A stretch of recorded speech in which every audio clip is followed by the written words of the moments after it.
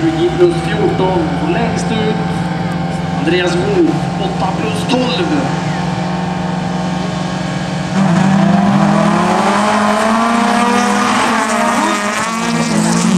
Och startar utav Eriksson.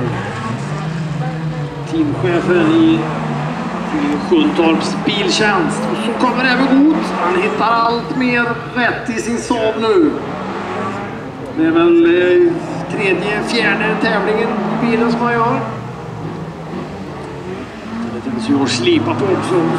Driver han ut lite där, Stefan. Och då är ju alldeles närvarande.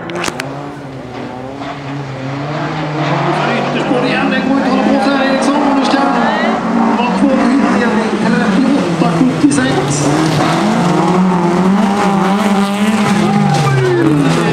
Stefan Eriksson var ju nästan på känn. Det var väldigt dyrt. Han gör en klassisk Falköping. Måste bli rödflagg. Stefan Eriksson. Allt annat än bra. Innan ni får bort han är gubbar, innan det kommer trafik igen.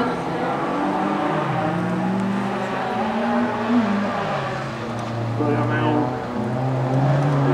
vrida och där. Så. Marcus vet ju redan om det här. Härligt jobb på frågorna också där. Det går att komma förbi. Det är vi tacksamma för. 1,25.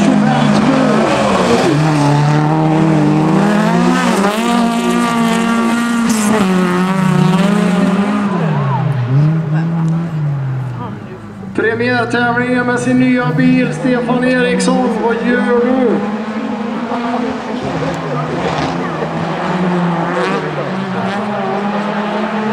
Skaffar sig mer garagetid och inte annat. Och så gick det överstyr för Höglund i velodromen. Då hade han alla luckorna neråt. Det var ju mer än vad Eriksson hade.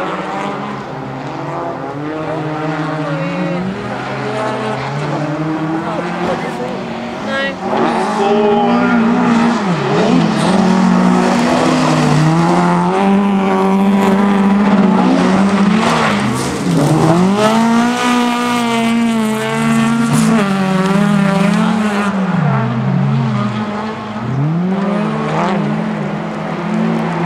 Allt verkar vara väl med Stefan i alla fall.